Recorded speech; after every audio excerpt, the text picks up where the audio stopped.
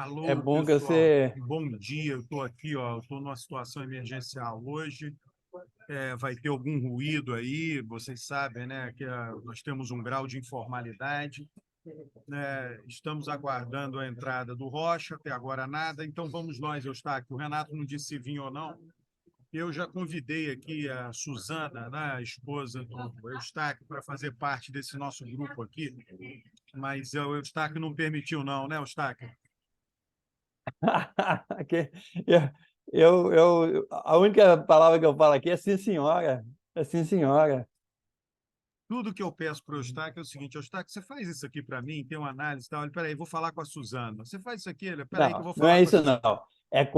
É quando você me pergunta coisas de estatística, da parte de amostragem, né? Aí essa parte de amostragem é com ela. Eu sei assim muito geral de amostragem. Então, quando você me pergunta coisa de amostragem, eu falo que é a Suzana. Mas e outras coisas, não. Está Ô, congelando aí não, tá tudo bem congelou um aqui. pouquinho, sua conexão está ruim. O Eustáquio, a economia deu uma. Acabou aquela coisa da exportação da super safra, né? Agora, você viu o dado aí que está saindo? Eu já sabia disso, né? Mas essa semana andou saindo de novo, do Mato Grosso. O PIB per capita do Mato Grosso está ultrapassando São Paulo. É, e tem outro dado também, Alberto. Eu não sei se eu te mostrei, é, os 20 municípios que mais cresceram é, entre 2010 e 2022, né, resultado do censo, o Bolsonaro ganhou em 18 e o Lula ganhou só em 2 dos 20 municípios que mais cresceram. E esses municípios que mais cresceram, eles estão em regiões ou da região centro-oeste, ou de Santa Catarina, ou do oeste do Amazonas, que são municípios que estão avançando com essa exportação de commodities, né? Principalmente commodities agrícolas e minerais, né? Então, isso aí que você está falando nos surpreende muito, porque como é a região que mais cresce economicamente e o Sudeste está desindustrializando, né? Então, essa aproximação aí entre o Centro-Oeste e o Sudeste em termos de renda per capita, eu não acho uma coisa surpreendente, não. Eu acho que é uma coisa esperada. Ô, Eustáquio, agora essa coisa também, eu vejo o pessoal falando da industrialização, industrialização. A própria Estados Unidos, agora o Biden lançou um pacote trilionário para reindustrializar. Eu não sei até que ponto isso faz sentido, viu, Eustáquio? Eu entendo a importância da indústria, eu entendo, mas será que hoje em dia, nesse mundo globalizado, você não pode ser um prestador de serviços, né? Porque tem toda uma teoria que você tem que ter indústria sofisticada e os prestadores de serviços da indústria sofisticada são puxados por ela, que são prestadores de serviços sofisticados. Mas eu fico pensando até que ponto, hoje em dia, já não é possível você prestar serviço estando longe dessa indústria sofisticada. Eu não sei. Tá? Eu fico pensando, reindustrializar faz sentido? A gente sabe que os países que agora estão se industrializando, ou se industrializaram, o PIB, a China, um dia vão desindustrializar também. A indústria sempre vai para o lugar que a mão de obra é mais barata, que o custo é menor. Oi, tá me ouvindo? Tá me ouvindo? É, não, a questão é a seguinte: o próprio governo está falando em neo-reindustrialização, né? Que até hoje eu não entendi muito bem o que é esse neo-reindustrialização, porque a gente não teve reindustrialização. Então, neo-reindustrialização é uma palavra que eu até agora eu não consegui entender direito o que é. Agora, eu concordo com você, é o seguinte: se for nesse sentido de reproduzir, né, velhos modelos que deram errado, vai ser um fracasso. Por exemplo, a indústria naval aqui no Rio, né? É, já foram feitas várias tentativas de recuperar a indústria naval no Rio e todas fracassaram. Por acaso, eu tenho um amigo que tem um filho engenheiro que trabalhou na Odebrecht lá na época de 2005 a 2010, mais ou menos, e ele estava contando que o custo para produzir um navio aqui, e a Odebrecht mandou ele para a China, né? Então, assim, ele pôde comparar o custo de produção de um navio aqui no Rio e a produção na China. É uma coisa, assim, é uma covardia. É como se você pusesse a seleção brasileira principal para jogar com criança do jardim de infância, entendeu? É uma coisa que não dá para competir. Então, se você for repetir esse modelo, você querer competir nessas áreas que China, Coreia, até o Japão tem uma vantagem comparativa muito grande, eu acho que a gente vai fracassar. Agora, existe toda essa discussão, Alberto, de reindustrialização verde, né? Do Green New Deal, né? Que aí sim eu acho que tem um campo muito grande, porque você fazer a transição energética, né? Tanto na questão de energia eólica, energia solar, como também da indústria automobilística, né, de carro elétrico, isso aí abre uma série de oportunidades para o país, né? E que tem um campo que combina, né, a industrialização com a geração de empregos mais sofisticados com a proteção do meio ambiente. Então, eu acho que existe um campo nisso aí. Eu não vi ainda, mas parece que o Haddad ia apresentar um plano mais ou menos nesse sentido para o Lula. Eu não vi Ô, se... Eustáquio, Parece que agora não foi divulgado ainda, né? Agora tem uma coisa o Mas seguinte, que eu acho que o muito. caminho é por aí. O Eustáquio, agora, você sabe qual eu acho o caminho? O caminho é não inventar nada. Né? O que que eu chamo do caminho não inventar nada? Você pega as 20 maiores empresas de capital aberto brasileiras na Bolsa do Brasil. Quais são as 20 maiores? Pergunta para alguém do governo. Ninguém do governo sabe. Pega as 20 maiores e diz o seguinte: olha, vamos aqui fazer um sistema de incentivos com cobranças, né, que vão tornar vocês maiores ainda e vão exportar para o mundo inteiro. Indústria, você quer indústria para exportar. Né? Isso daí não tem nenhuma invenção da pólvora. Eu não vou fazer nenhuma indústria nova, nada. Eu já vou pegar as 20 que estão dando certo. Tá? E é compatível com o que você acabou de falar, de reindustrialização verde, entendeu? Totalmente Por compatível. exemplo, olha assim, a produção o tal do hidrogênio verde, né? Que é um campo aí fantástico. O Brasil tem vantagem comparativa na produção de hidrogênio verde, porque a gente tem muito sol, tem muito vento, e o hidrogênio verde você pode estocar, né? Porque o vento não dá para estocar, mas o hidrogênio verde dá para estocar, né? E você pode exportar para o resto do mundo. Então, por exemplo, isso é uma discussão que a gente já fez aqui. Por exemplo, a exploração de petróleo na Foz do Amazonas. Eu sou contra. Eu sou contra não só porque está afetando um ecossistema fundamental, como a gente precisa descarbonizar a economia, né? Esse ano aí, esses recordes de temperatura, isso um aviso, Alberto.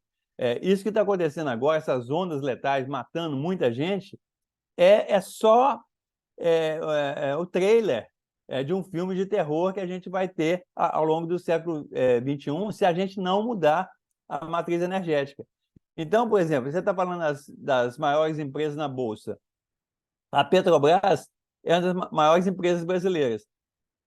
O que foi prometido é que a Petrobras não seria mais uma empresa de petróleo, como está no nome, né? Petróleo brasileiro.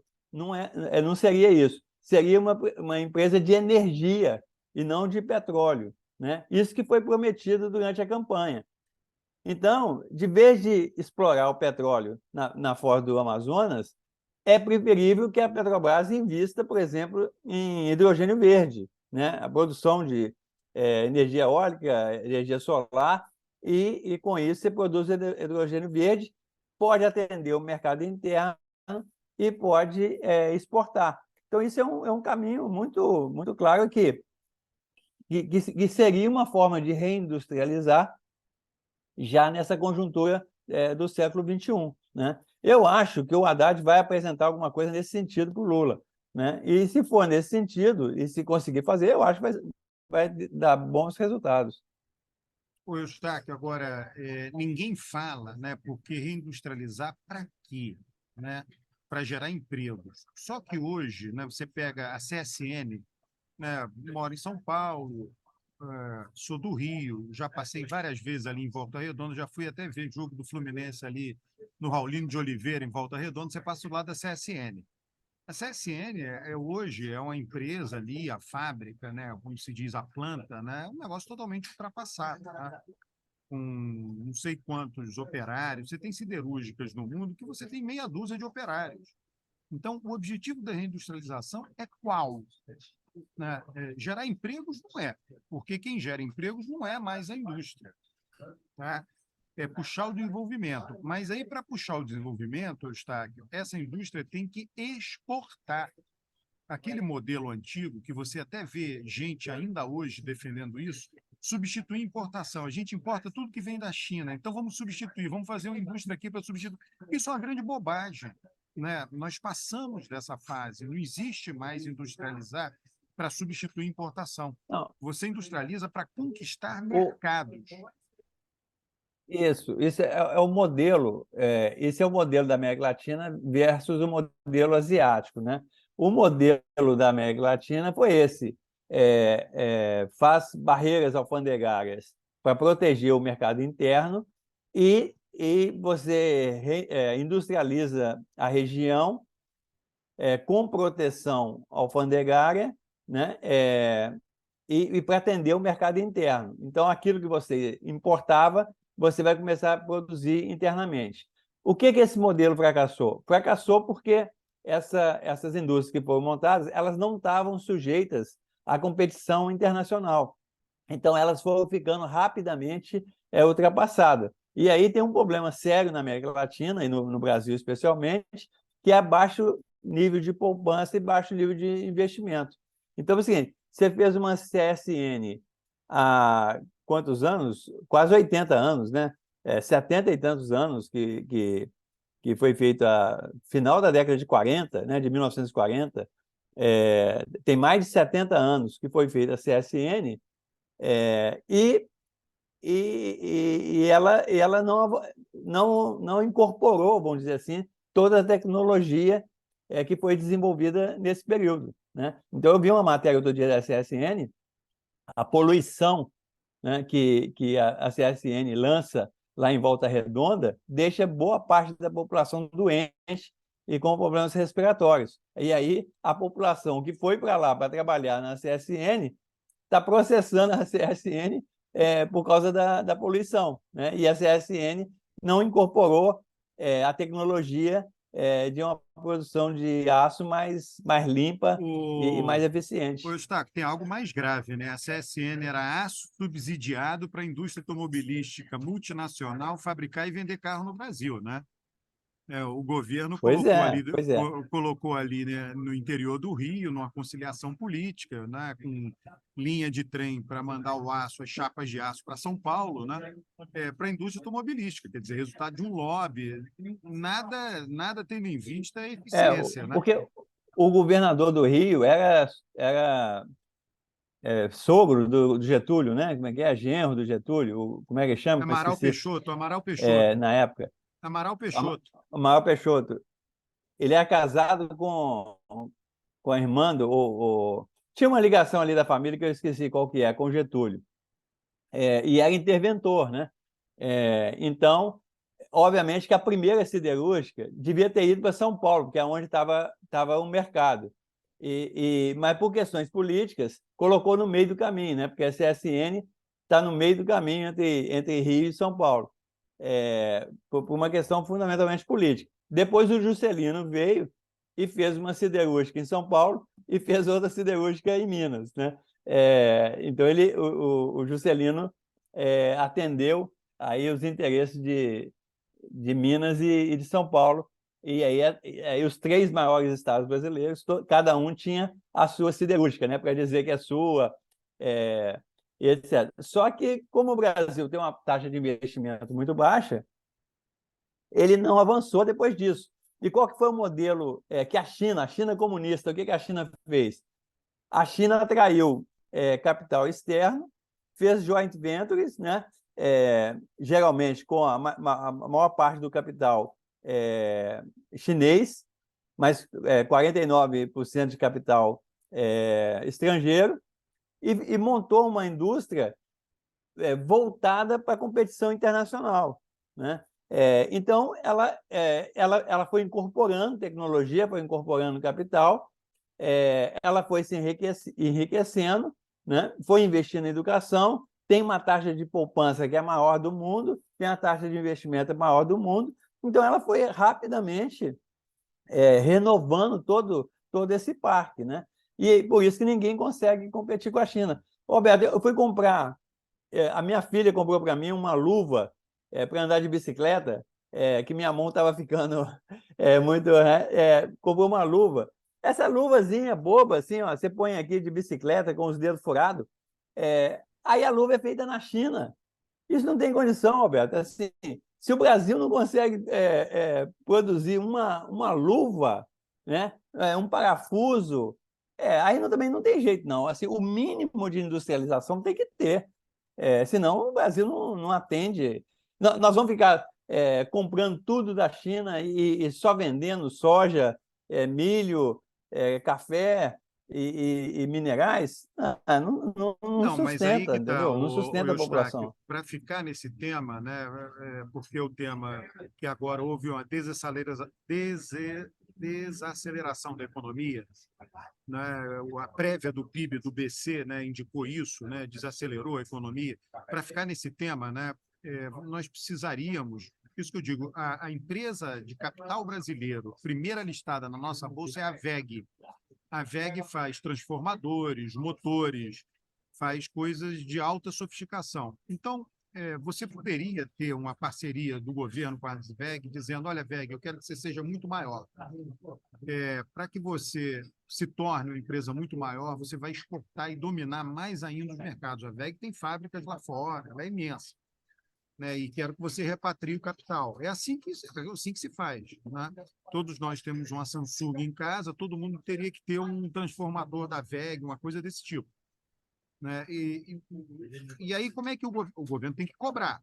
Né? Não é, por quantas vezes a gente tentou as chamadas políticas industriais absolutamente fracassadas? Né? O governo dava o recurso Mas subsidiado. isso que você está falando é um pouco aquela ideia de campeões nacionais, né?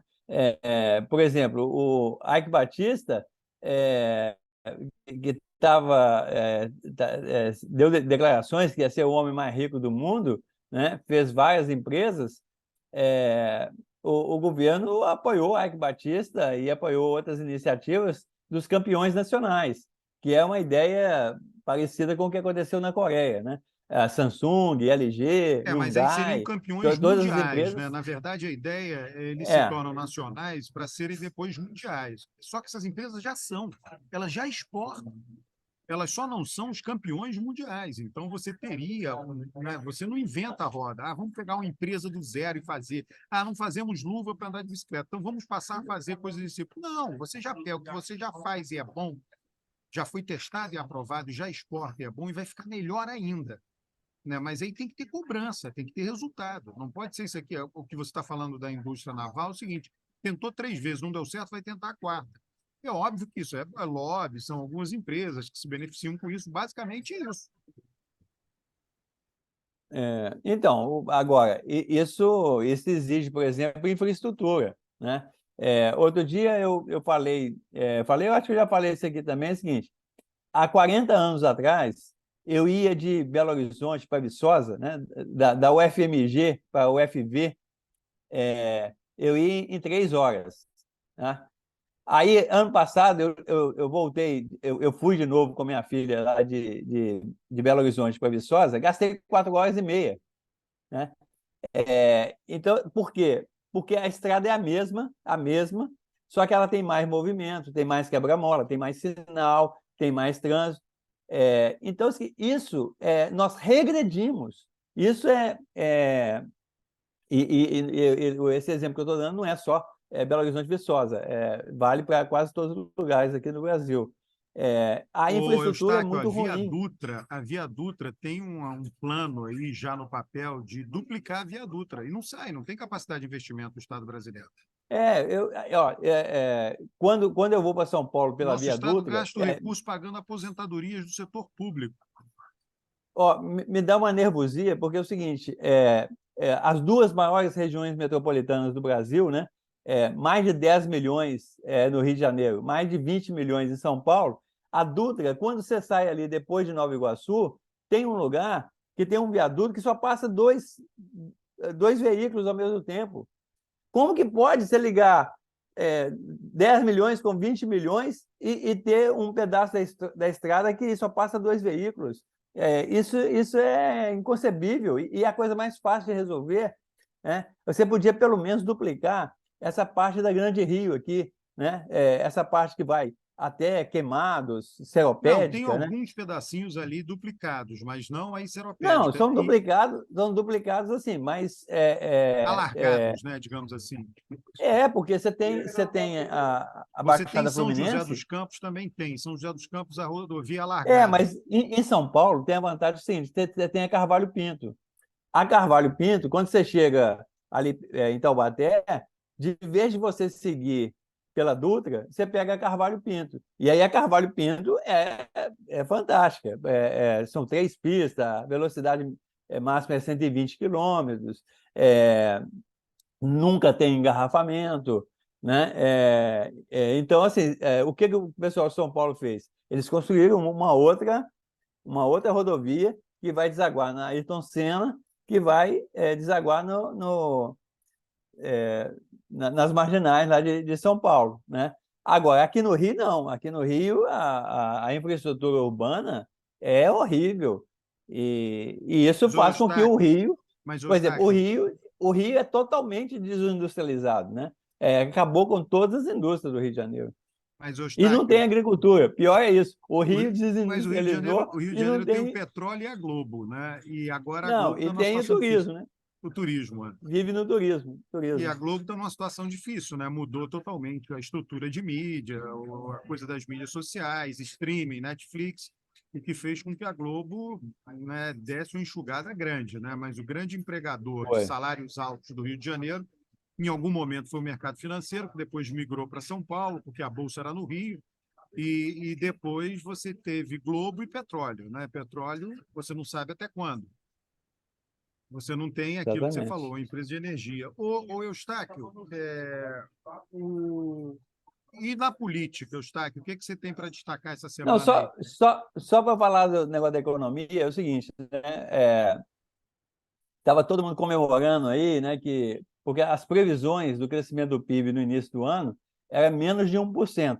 Inclusive, a previsão do FMI era menos de 1% de crescimento do PIB em 2023 no Brasil, né? O FMI vai atualizar as projeções dele agora na semana que vem, dia 25, ele solta a atualização das previsões para o mundo inteiro, né? Só que nos últimos meses, essas projeções, o mercado financeiro, todo mundo começou a subir, né, para 2%, e já tinha gente falando em 3%, né, de crescimento desse ano. Só que veio essa ducha fria aí, mostrando que em maio houve uma redução, né? E, obviamente, a culpa é do seu amigo, né? Roberto Campos Neto, que tem a taxa de juros muito, muito elevada, paralisa a economia. Mas, para mim, não é surpresa, porque assim, eu acho muito difícil crescer mais do que 2,5%. E o PIB mundial vai crescer 2,8%, 3%. Ou seja, tem uma realidade, Roberto, que o Brasil, há mais de 40 anos, ele cresce menos do que os países emergentes por cento ao ano. O Brasil cresce menos do que a média mundial. Por isso que eu chamo que o Brasil era um país emergente, ele virou um país submergente, porque como ele está ficando mais pobre em termos relativos, né? A economia cresce, mas cresce menos do que a economia mundial. É diferente do período de 1950 a 1980, que o Brasil era um dos países que mais cresceu no mundo. Ô, Então, Eustáquio, essa eu é a aprendi com realidade. você, E eu eu aprendi não com vejo você, como o governo vai mudar isso. eu aprendi com você que o PIB per capita nosso ficou menor do que o da República Dominicana. E agora quem está Dominicano. passando todo mundo é a Polônia, né? A Polônia passou todo mundo. Ela colou ali na Alemanha e vai embora, né? É. O, não, esses países europeus aí do leste europeu, todos eles passaram.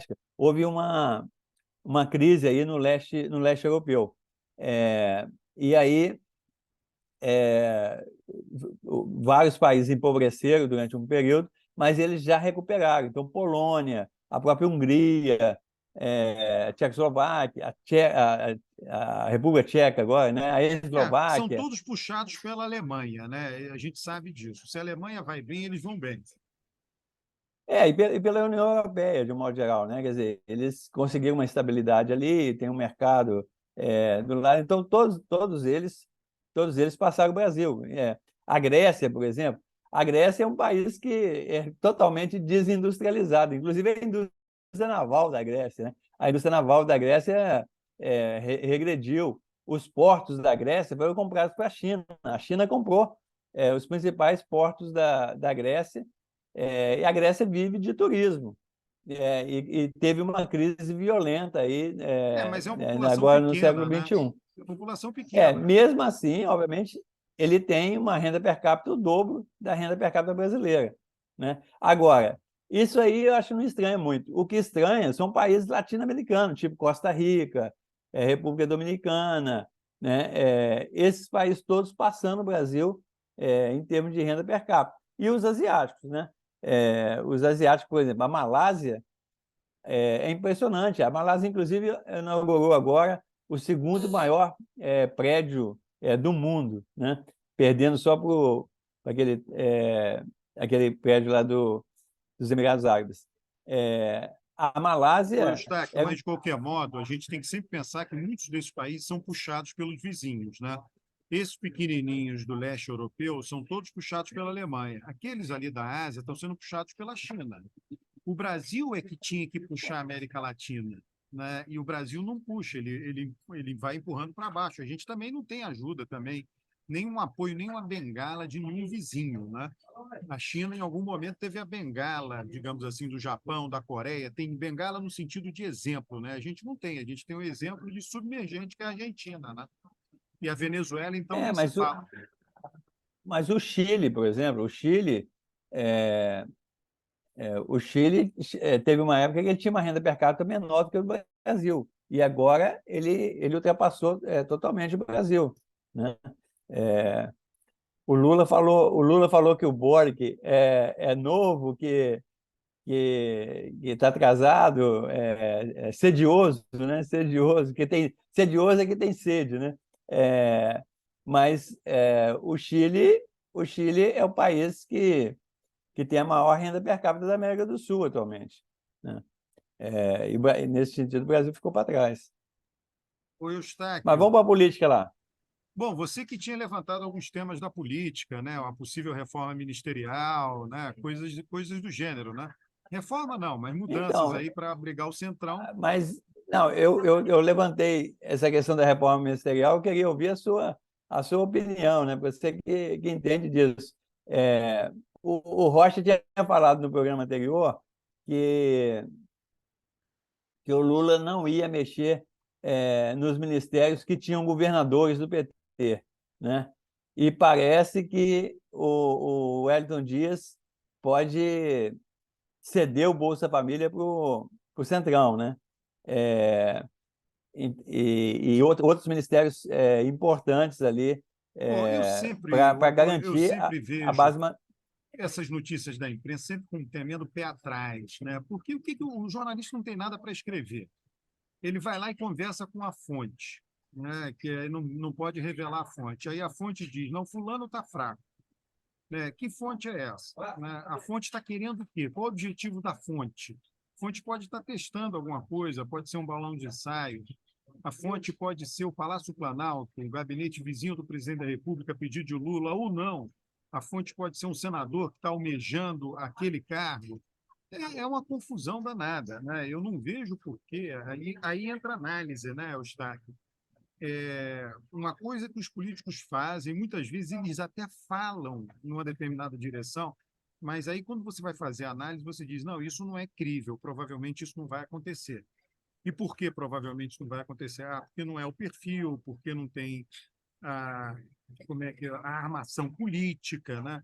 Eu não vejo a armação política para você tirar o Bolsa Família do PT e dar para um outro partido. Eu vejo a armação política para você tirar a Caixa Econômica Federal, a Caixa Econômica, né? A Caixa, né? O Banco do Brasil. Aí sim, né? Eu acho que pode ser possível, né? Não, possível tudo é, né? Nesse sentido, provável, né? Digamos assim. Então, eu acho que o Lula, em algum momento, ele vai fazendo tudo devagar. Ele não quer sair dando muita coisa para o Centrão, porque ele sabe que o que ele der vão querer mais, o que ele der vão querer mais. Então, ele vai dar alguma coisa? Vai, mas ele vai postergando, vai vendo as votações, o que tem de importante, o que não tem, e vai jogando para frente. Né?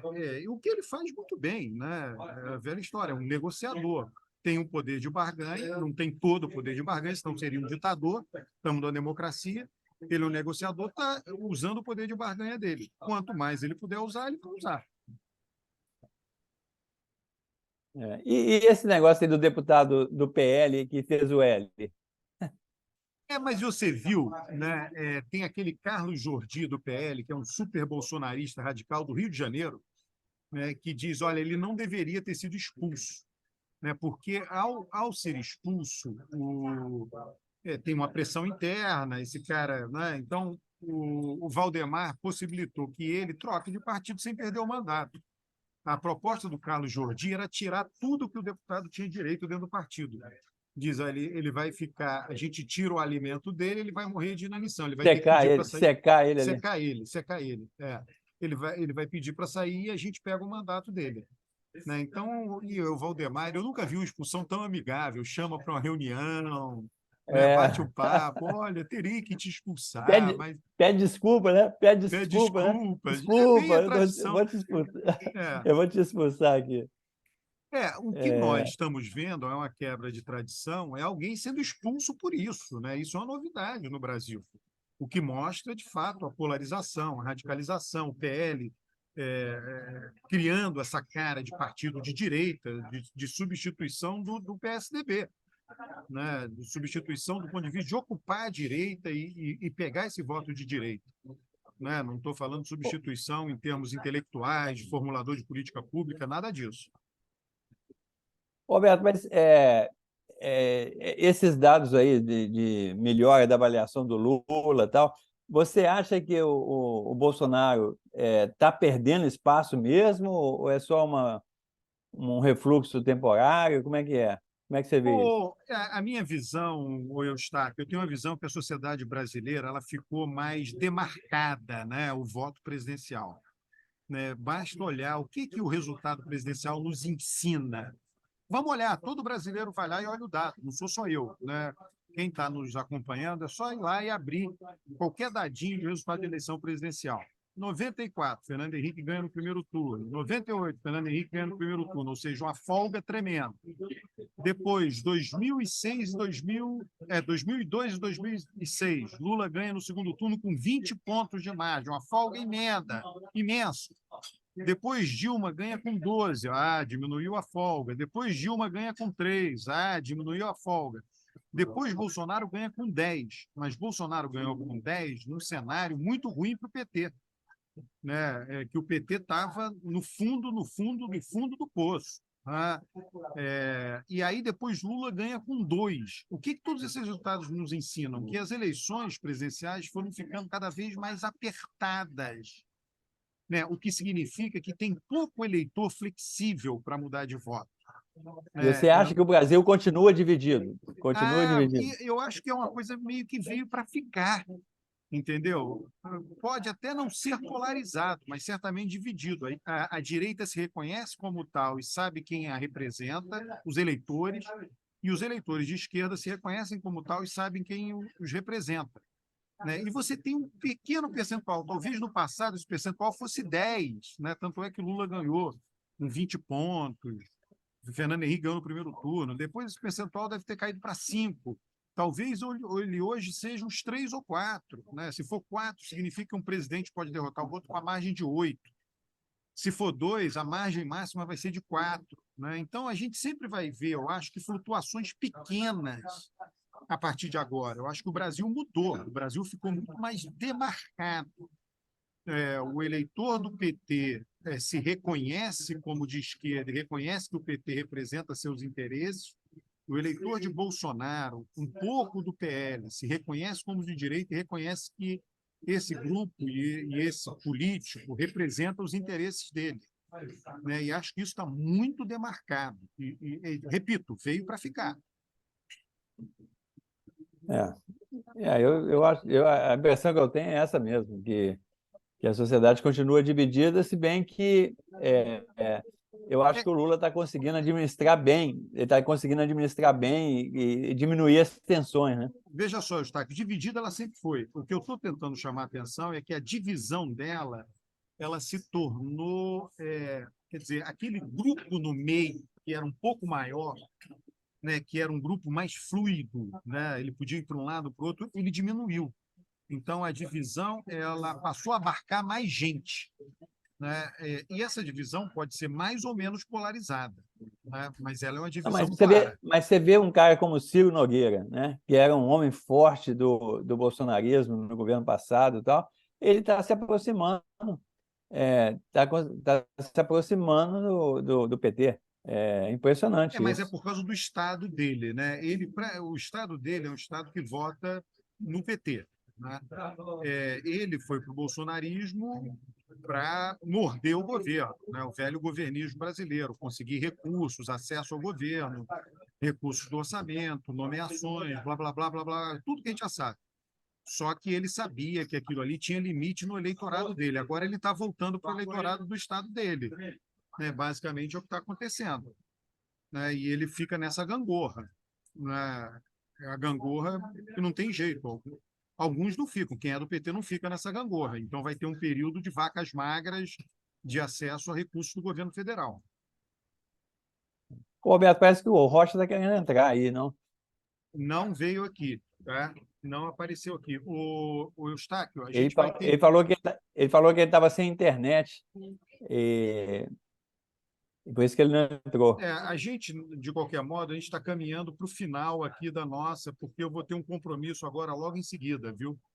Hoje eu estou apertado. Então, só para terminar, Roberto, essa questão do tempo, é o seguinte, hoje mesmo eu vi um artigo, claro que a gente não terminou o mês ainda, de julho, mas com 99,9% de chance, e o mês de julho de 2023 agora vai ser o mês mais quente dos últimos 120 mil anos.